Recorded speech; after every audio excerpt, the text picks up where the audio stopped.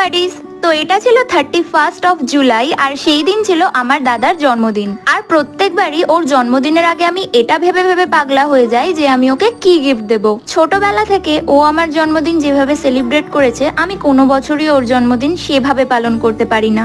আমার এখনো মনে আছে, আমার একটা খুব টেডির শখ ছিল অনেক ছোটবেলায়, আর ও আমার জন্মদিনে আমাকে টেডি গিফট করেছিল, যেটা আমি এখনো রোজ আমার পাশে নিয়ে ঘুমোই।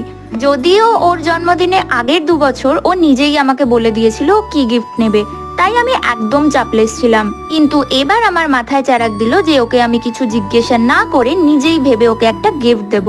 তো 14-15 ঘন্টা ভেবে আমি ঠিক করলাম যে আমি ওর জন্য আইসক্রিম বানাবো, আর ওটাই ওর জন্মদিনে সারপ্রাইজ গিফট হিসেবে দেব। তো রাত 12টায় প্রথমে মায়ের বানানো কেক কাটার পর ও আমার বানানো আইসক্রিমটা কাটলো। তারপর আবার পরের দিন ওর বন্ধুরা কেক এনেছিল, আর এত ক্যামেরার মাঝে বসে ও রাজার মতো কেক কাটছিল আর হাসছিল।